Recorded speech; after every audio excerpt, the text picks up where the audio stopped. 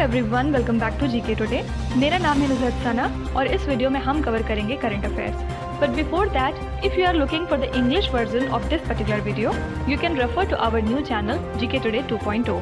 The link has been given in the description box, you can refer to it from there. इसके अलावा जो भी हमारे Hindi students हैं उनको मैं बता दूं कि ये questions GK today Android application में चल रही हमारी डेली 20 MCQ सीरीज 2022 से लिए गए हैं। इसलिए अगर आप इन क्वेश्चंस को टेक्स्ट फॉर्म में चाहते हैं इसके एक्सप्लेनेशन और क्विज के साथ, तो आप ज्वाइन कर सकते हैं हमारी इस डेली 20 MCQ सीरीज को, जो कि अवेलेबल है जीके टुडे एंड्रॉयड एप्लीकेशन पे। तो अब आपका ज़्यादा टाइम नहीं लेते हुए चलिए शुरू करते हैं। Good morning everyone, welcome back to GK Today. I hope आप सब बिल्कुल ठीक होंगे और आज हम डिस्कस करेंगे 8 दिसंबर के सबसे मोस्ट इम्पॉर्टेंट करंट अफेयर्स। तो पिछले 2 दिनों में हमने पैटर्न थोड़ा चेंज किया था और उसकी वजह से बहुत सारे फीडबैक आए। तो आज क्या करेंगे, आज फिर से हम लोग अपना जो फॉर्मर पैटर्न था उसके बेसिस पे ये वाला सेशन कर लेंगे। इससे आप कंपेयर कर सकते हैं दोनों ही सेशंस को बहुत आसानी से, कल वाला और आज वाला। और इसके बाद आप फाइनल फीडबैक अपना आज के वीडियो में दीजिएगा और आज जो भी आप बताएंगे उस हिसाब से हम लोग कल से प्रोसीड करेंगे। कल से फिर चेंज नहीं करेंगे पैटर्न को, ठीक है। जो भी एक पैटर्न डिसाइड होगा उस पर ही हम लोग मूव ऑन करेंगे। फाइन, तो चलिए अपना सेशन शुरू करते हैं। Researchers from which institution have developed an energy efficient computing platform to build next generation electronic devices? तो कौन से इंस्टीट्यूशन के रिसर्चर्स हैं जिन्होंने एनर्जी एफिशिएंट कंप्यूटिंग प्लेटफॉर्म हाल ही में डेवलप कर लिया है नेक्स्ट जनरेशन के इलेक्ट्रॉनिक डिवाइसेस को बिल्ड करने के लिए? तो याद रखिएगा, researchers at the centre for nano science and engineering और Indian Institute of Science Bengaluru ने मिलकर डेवलप किया है highly energy efficient computing platform, जिसके थ्रू ये नेक्स्ट जनरेशन इलेक्ट्रॉनिक डिवाइसेस को बिल्ड करने वाले हैं, ठीक है।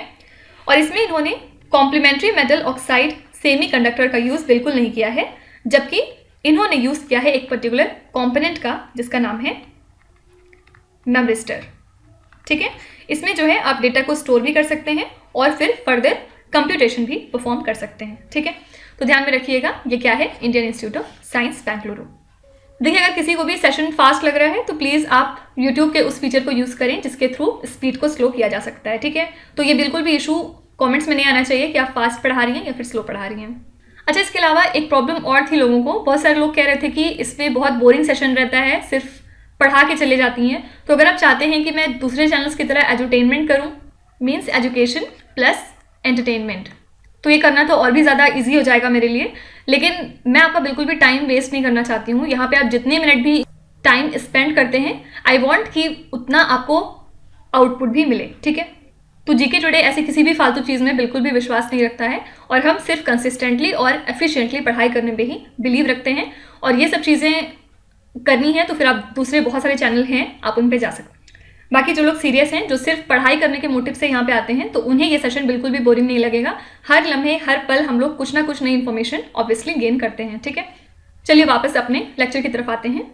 याद रखिएगा एक पॉइंट और यहाँ पे कि international day of persons with disabilities को हम हर साल ऑब्जर्व करते हैं 3 दिसंबर को, ठीक है। और ये क्यों ज़रूरी है, क्यों ऑब्जर्व करते हैं? क्योंकि इस दिन जो पर्सन विथ डिसेबिलिटीज़ हैं उनको थोड़ा सा रिकॉग्नाइज किया जाता है। एक्चुअली 1 बिलियन पीपल ऐसे हैं पूरी दुनिया में जो कि किसी न किसी डिसेबिलिटी का शिकार हैं, ठीक है। और ये जो 1 बिलियन डेटा है, ये आप कह सकते हैं कि पूरी दुनिया का 15% फिगर है, ओके। इसके अलावा 80% of the total disabled people जो हैं वो डेवलपिंग कंट्रीज़ में रहते हैं फिलहाल, ठीक है। तो अगर आपसे पूछेंगे कि international day of persons with disabilities हर साल हम कब ऑब्जर्व करते हैं, याद रखिएगा 3 दिसंबर को। नेक्स्ट क्वेश्चन है, as per the recent data, what is the trend of India's annual rate of HIV infection between 2010 and 2021? तो रिसेंट डेटा के मुताबिक जो इंडिया का एनुअल रेट है HIV इन्फेक्शंस का, उसका क्या ट्रेंड रहा है पिछले 11 सालों में, मतलब 2010 से लेके 2021 तक। तो हाल ही में नेशनल एड्स कंट्रोल ऑर्गेनाइजेशन ने अनाउंस किया कि जो कंट्री का एनुअल रेट है HIV इन्फेक्शंस का, ये काफ़ी ज़्यादा कम होता जा रहा है अगर हम कंपेयर करें ईयर टू ईयर, ठीक है। तो ये डिक्लाइन हो गया है बाय 46% इस टाइम पीरियड के बीच, ठीक है। जबकि जो ग्लोबल एवरेज है इस डिक्लाइन का वो कितना है 32%।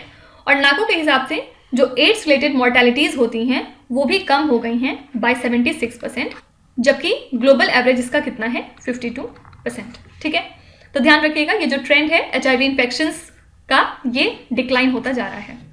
इसके अलावा हमने पढ़ा था कि वर्ल्ड एड्स डे हर साल हम ऑब्जर्व करते हैं 1 दिसंबर को, और थीम क्या थी इस साल के लिए, इक्वलाइज, ओके। ठीक है, इसके अलावा यूनाइटेड नेशंस डेवलपमेंट प्रोग्राम ने हाल ही में अपनी एक रिपोर्ट रिलीज की थी जिसमें इन्होंने ये बताया कि 100 मिलियन पीपल ऐसे हैं जिनको मजबूरन डिस्प्लेस किया गया है 2022 में, ठीक है।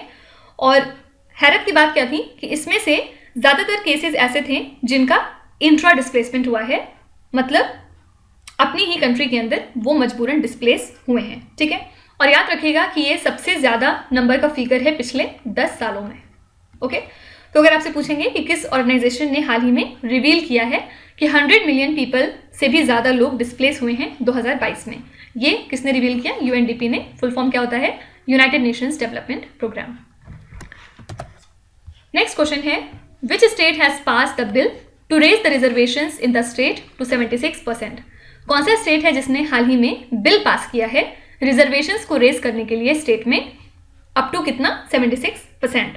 तो छत्तीसगढ़ की असेंबली ने हाल ही में यूनानिमसली पास किया है 2 तरह का अमेंडमेंट बिल, जिसमें इन्होंने ये बात की है कि रिजर्वेशंस को बढ़ाया जाए इन द गवर्नमेंट जॉब्स, साथ ही एडमिशंस में टू द एजुकेशनल इंस्टीट्यूशंस कितने परसेंट तक, 76% तक, ठीक है। तो नए बिल के मुताबिक जो शेड्यूल्ड ट्राइब्स हैं इनको मिलेगा कोटा 32% का। इसके अलावा जो अदर बैकवर्ड क्लासेस में आते हैं उनको 27% का कोटा मिलेगा।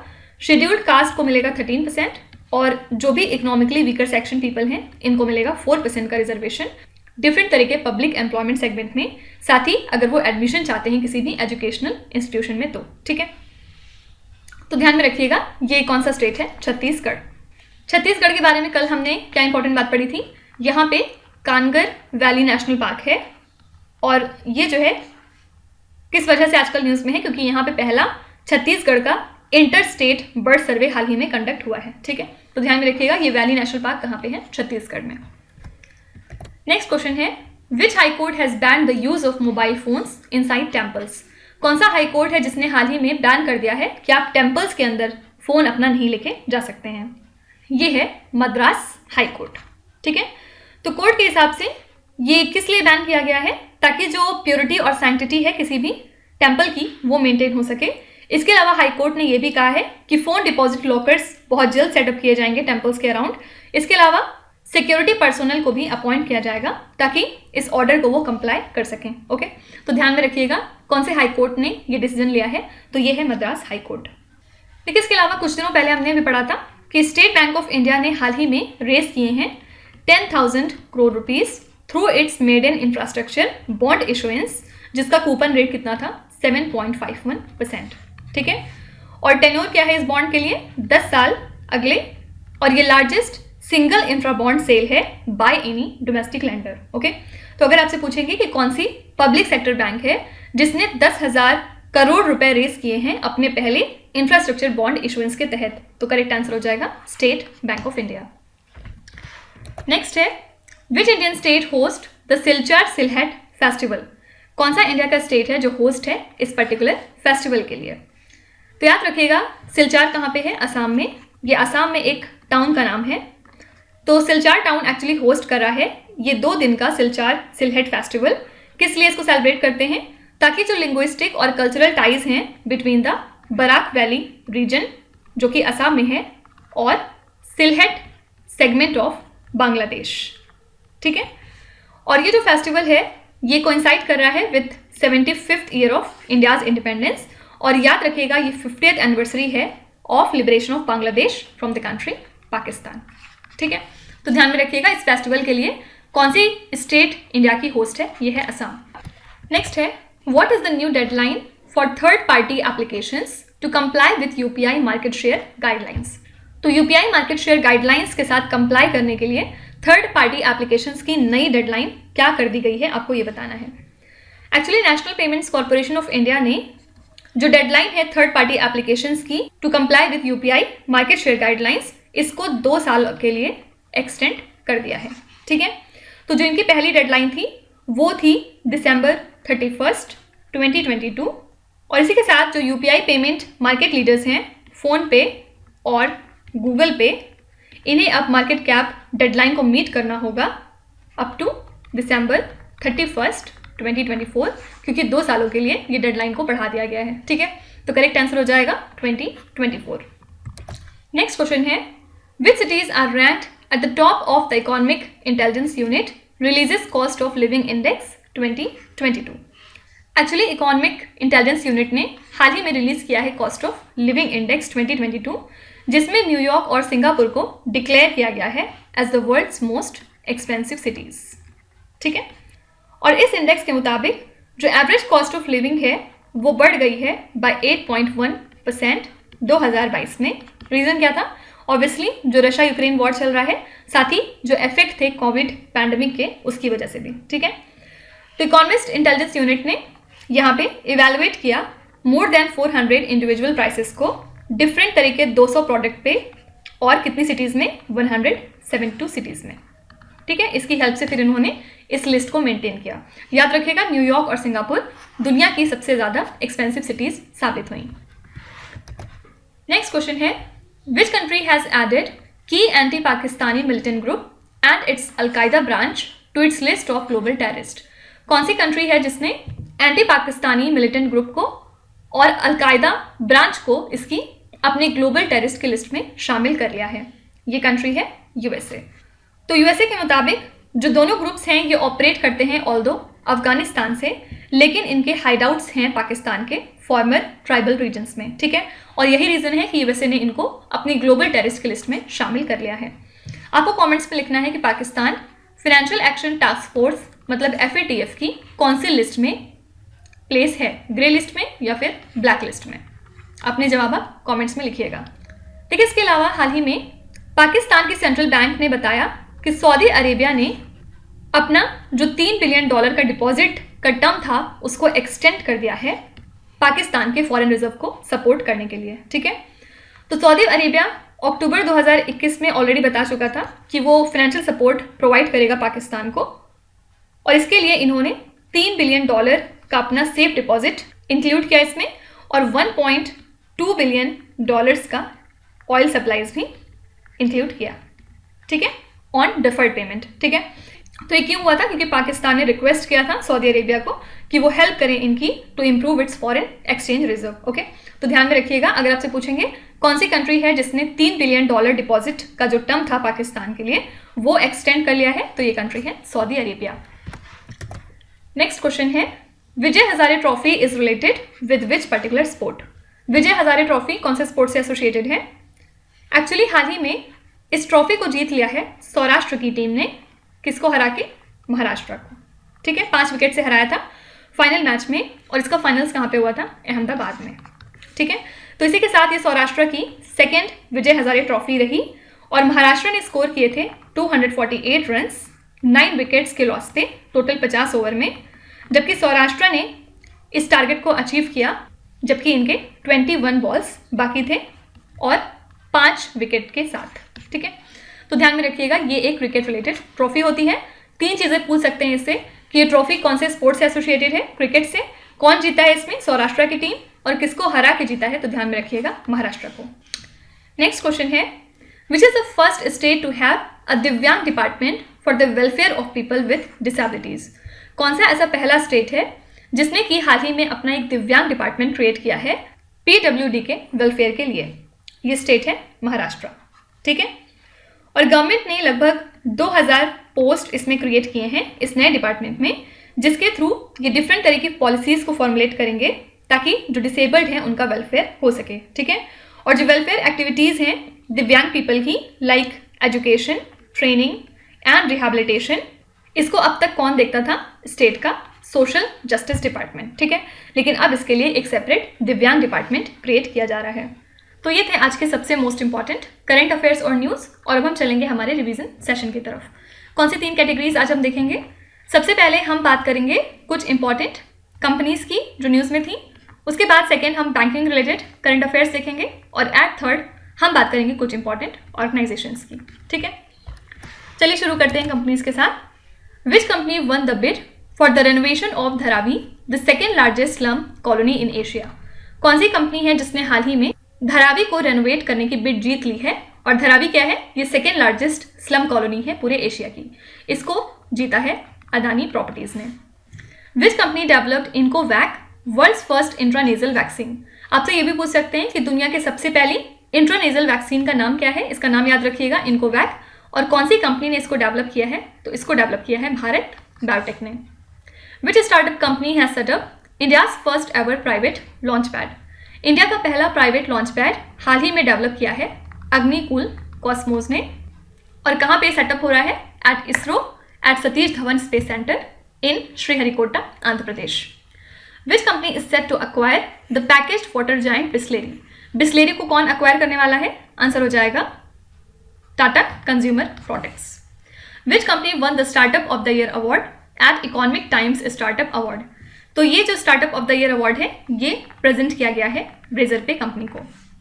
BSNL has received the approval for a deal with which company to launch the 4G services in India? तो 4G सर्विसेज को इंडिया में लॉन्च करने के लिए BSNL ने ये डील करी है टाटा कंसल्टेंसी सर्विसेज के साथ। Agnilet is the world's first single piece 3D printed rocket engine made by which particular company? Agnilet दुनिया का सबसे पहला single piece 3D printed rocket engine है और इसको कौन सी कंपनी ने डेवलप किया है? आंसर हो जाएगा अग्निकुल कॉस्मोस। ठीक है, नेक्स्ट बात करते हैं कुछ बैंकिंग रिलेटेड करंट अफेयर्स की। Which public sector bank has raised 10,000 crore rupees through its made in infrastructure bond issue? Correct answer हो जाएगा State Bank of India. Which bank launch the electronic bank guarantee in partnership with the National E Governance Services Limited? तो हाल ही में Canara bank ने launch किया है electronic bank guarantee, किसके साथ मिलके? With national E Governance Services limited. Which bank launch the first app the countries first sticker based debit card? सबसे पहले ये जो स्टिकर बेस्ड डेबिट कार्ड होते हैं ये रियल डेबिट कार्ड्स का 1/3 होते हैं और ये डेवलप किया है IDFC फर्स्ट बैंक ने। ठीक है, which Indian bank has partnered with JCB India to finance the heavy equipment buyers? तो कौन सी इंडिया की बैंक है जिसने JCB इंडिया के साथ पार्टनरशिप की है हैवी इक्विपमेंट बायर्स को फिनेंस करने के लिए? ये है federal bank. Which bank top the east 5.0 reform index for the first quarter of financial year 2022-23? इसको टॉप किया है स्टेट बैंक ऑफ इंडिया ने। अच्छा, आपको कमेंट्स में लिखना है कि जो ग्लोबल फॉर्चून 500 लिस्ट थी उसमें स्टेट बैंक ऑफ इंडिया की रैंक कितनी थी? Which neighbouring country of India has announced to implement interest free banking system by 2027? तो पाकिस्तान ने हाल ही में अनाउंस किया था कि वो इंटरेस्ट फ्री बैंकिंग सिस्टम को इम्प्लीमेंट कर लेंगे। कौन से साल तक? 2027 तक। Asian development bank approved a $350 million loan to improve the road connectivity in which particular state? तो ADB ने इतना अमाउंट लोन प्रोवाइड किया है महाराष्ट्र स्टेट को इनके यहाँ की रोड कनेक्टिविटी को इम्प्रूव करने के लिए। ठीक है, आपको कमेंट्स में लिखना है कि ADB का हेडक्वार्टर्स कहाँ पे है। अब लास्ट में बात करते हैं कुछ इंपॉर्टेंट ऑर्गेनाइजेशंस की। India supported the proposal of which country to include digitisation in International Maritime Organisation's strategic plan? तो ये प्रपोजल था UAE कंट्री का और हाल ही में हमने इसको सपोर्ट किया था। The Border Road Organisation's pilot steel slag road is to be built in which Indian state? तो ये जो बॉर्डर रोड ऑर्गेनाइजेशन की पायलट स्टील स्लैग रोड है ये कहाँ पे बिल्ट होगी? अरुणाचल प्रदेश में। The Union Cabinet approved the categorisation of which institution as an international organisation in July 2022? तो हाल ही में CDRI को कैटेगराइज किया है as international organisation Union Cabinet ने। CDRI का फुल फॉर्म क्या होता है? कोalition फॉर डिजास्टर रेजिलिएंट इंफ्रास्ट्रक्चर।